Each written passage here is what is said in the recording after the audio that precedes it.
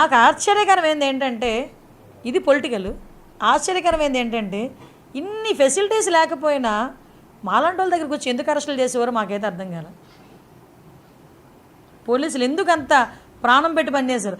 ఏమీ కల్పించకపోయినా పోలీసులని పెట్టి అంత ప్రాణం పెట్టి పనిచేశారే, మరి అన్ని ఫెసిలిటీస్ కల్పిస్తే మరి ఇంకెలా పనిచేస్తారో చూడాలి. ఏమో చూడాలి. అంటే మా మీద అంటారా, వాళ్ళ మీద అంటారా?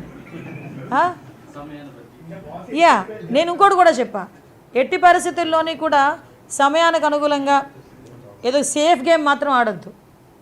పోలీసులు కూడా ఇన్స్ట్రక్షన్ ఇచ్చారు, no safe games, only straight game.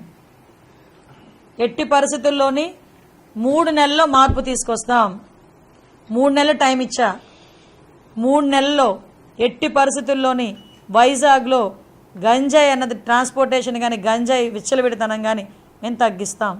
నాకు చాలా కాన్ఫిడెన్స్ ఉంది. డెఫినెట్గా ఆ రకంగానే పనిచేస్తాం. నేను ఛార్జ్ తీసుకొని వచ్చిన తర్వాత కూడా డీ అడిక్షన్ సెంటర్స్ మరీ దారుణం అండి. 3 ఉన్నాయట, 30 మంది ఉన్నారట. ఇక్కడేమో 1200 మంది ట్రాన్స్పోర్ట్ చేసిన వాళ్ళు పట్టుకున్నారు. 30 మంది డీ అడిక్షన్ సెంటర్లో అంటే 6 days 7 days సరిపోతాయి అన్న ఫీలింగ్. ఏదో ఆర్గనైజేషన్స్ ద్వారా చేస్తున్నారు. కేజీహెచ్లో ఎందుకు మనం ఒక బ్లాక్ తీసుకోలేకపోతున్నాం? So at the same time schools దగ్గర అవేర్నెస్ ప్రోగ్రామ్స్ కండక్ట్ చేయాలి. ట్రైబుల్లోని మనకి ట్రైబల్ ఏరియాలో అవేర్నెస్ ప్రోగ్రామ్స్ కండక్ట్ చేయాలి. పోలీసుల పరిస్థితి ఎలా అయిపోయిందంటే, ఆఖరికి ఏజెన్సీ అలవెన్స్లు కూడా లేవు 5 సంవత్సరాలు. సో అన్నిటినీ కూడా స్ట్రీమ్లైన్ చేస్తాం.